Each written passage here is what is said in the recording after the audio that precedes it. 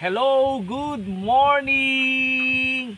It's another day again in the life of being a maestro. Nandito na naman tayo kina Romnick dahil i-deliver po ngayon ang mga ibang materyales na kakailanganin po sa pagpapatuloy natin sa kanilang bahay. And you know what? Another good news dahil nag-message po si Tita PB Love at sinabi niya magpapadala ako ng tulong para kay Romnick. So, nagpadala po si Tita PB Love po ng 7,000 pesos. So, mas marami po tayong magagawa. Then, though na-start na po ni Lolo ang kanilang bahay. So mas marami tayong magagawa. Okay? So, hintayin lang natin ang pagdating ng mga in-order nating materyales na, of course, na galing po sa fund na ibinigay po ni Tito Monching at umorder na rin tayo doon ng mga kakailanganin po. Okay, let's G muna doon habang hinintay natin yung delivery. Ganda ng panahon ngayon.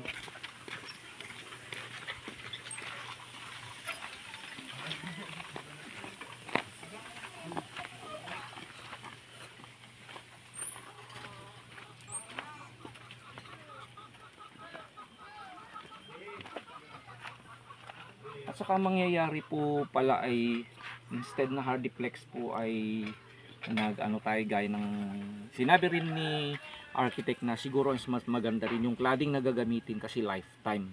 Gaya rin ng suggestion ng isa sa mga subscriber. Saka that was a very bright idea at maraming salamat po kasi hindi ko pa kasi alam. And it's my first time na gagawin po itong napakahalagang proyekto natin. Okay, so darating din ngayon, i-contact natin yung mag-estimate kung ilang kailangan nating yung cladding pala.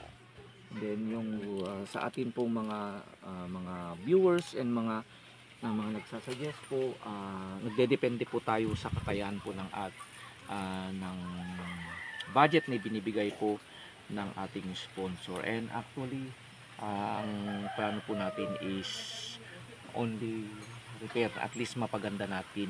It's not a major na paggawa ng bahay. At may nagsuggest na pwedeng gawan na lang ng up and down. Malaking budget po. So ang mission po natin ay renovation lang po. Ito yung paano natin mapapaganda ang bahay ni Romnick. At maraming salamat dahil at least may tulong na talaga na dumating na para sa repair ng bahay. May mga tulong na dumarating po, pero syempre nagdedepende tayo sa instruction ng mga sponsors kung anong gusto nilang ipakuha. Okay? So habang hinihintay natin yung delivery, so tingnan mo natin yung anong natapos.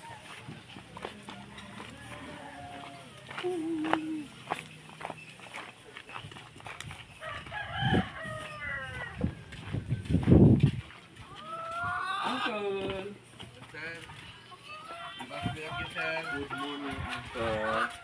At saka yung pagdating po ng tulong ni Tita PB Love, siguro marirealize na po dito.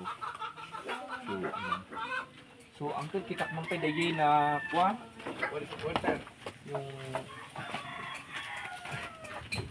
daming ipa-deliver po kami nagayang reflection, Uncle. Wow! So, pasok tingnan natin. Pasok na. Bongga. Yan, di ba? So, tapos na po dito. Then, yan, habang hinihintay natin yung deliver. So, ito ang talagang plano natin. Iba yung cladding. Ito yung hardiplex. Ito yung cladding. Malalagyan ko ng pintuan. At yung sa dito na mag-i-start na rin dito. Okay. Ako ang amin, Uncle, dati may deliver rin na hardiplex. Nagpaalak tayo niya pa yun. Lansa, sir. Ada amin nun. May lansa ba? Nangalak pati barot. May 9mm, ano yung darating, rivets, hollow block. So, urahin tayo pagdiitin. Kumusta kayo, ante? So, dito ito, uncle, niya karuti, di ka na maikat dito, yan. Yan yung mangyari. Kami nga kuan, hawan ti ruangan na tuwin sir. Total, diretso tumakas. Close ito yan. Kuan, i-close min po dito. Pero midak ko na siguro ti kawan ng mga wasiti. Close midak tanda. Ano yung ikan tiruangan na? Hanan, jayton. Dilatan may sa tirumara. Okay, sir. Okay, very good. Para wala nang Oo. siguro mabalin nyo ikalang ti wala nang di ba tito nga. Ay, sa mabali sa bagay pwede. Pag close nito pwede na. Kwarto. May experience mo alimbot pa din sir. Oo. Saka yan, may tapusin muna to and then in the so, kita uncle no kaya na nga isang ako anin biyayin. Yung tatakan ko na po. So dito namin cladding na. Dito gagamitin at dito yung reflex. So very good. Kano ka mangrugi uncle nga ko. Suwang patatada di ko. No, so basta sa to mabalin na tanga, rumugi ako na. Pan, obrahan. Ininong talatan na. Kasi mo pinaggagapas o mo ti available ulit at tao nga kuan ka gagapas ga. Ininutak ko na no danto ubing maala kapag helper ko. Di bibigyan na lang natin. So according to uncle kasi tag-ani ngayon. Kaya wala siyang makukuhang helper. Salamat at sa wakas, dumating na rin ang mga biniling mga materyales na gagamitin sa loob ng kanilang bahay. Halos 1 oras akong naghintay sa pagdating ng delivery. Ayan, may hollow blocks na gagamitin sa harapan ng bahay. May mga hardiplex na gagamitin upang division. Andun din ang mga bakal, may pako, alambre at rivets. At ako ang unang nagbuhat ng hollow blocks. Ayan. Dumating na rin si Lolo upang tumulong. Maya-maya, nagsulputan na rin ang mga batang pamangkin ni Lolo.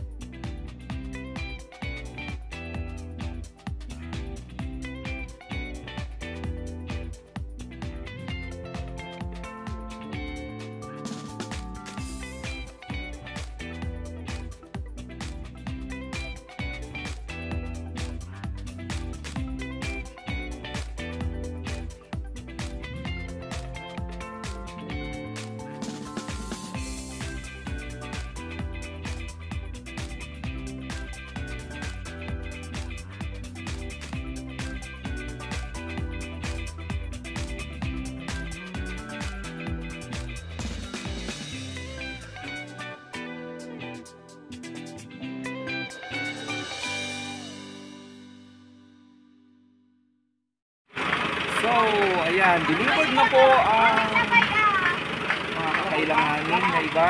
So, iniintay na lang natin yung kukuha ng sukat para sa ating cladding. So, gagamitin po natin sa division sa loob. Saka yung hollow block naman at sa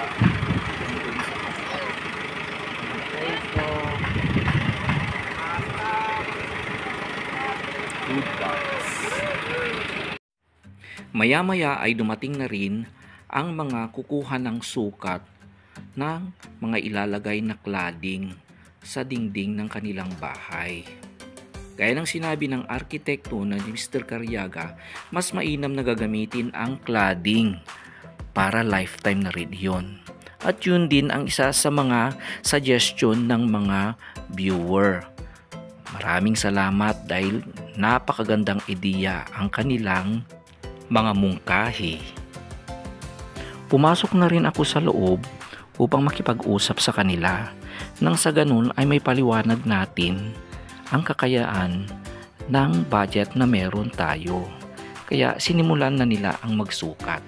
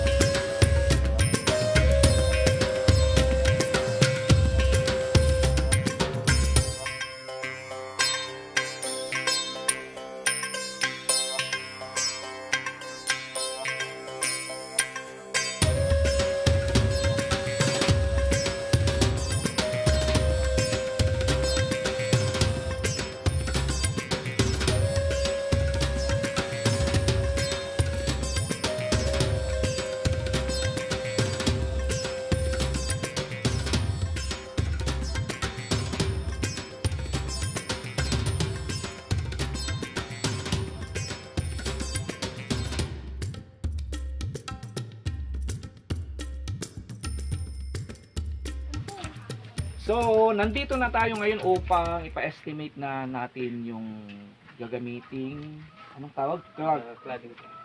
Cladding. So, kukuha po tayo sa Elb Roofing Materials Marketing na located po dyan sa Dalagise, San Gregorio, La Paz, Abra. At malapit lang po dito. Gaya ng advice din ni Architect ang Cariaga na mas maganda na lang na cladding. So, in-estimate na natin lahat. So kasama natin po ang main na anong tawag nila sa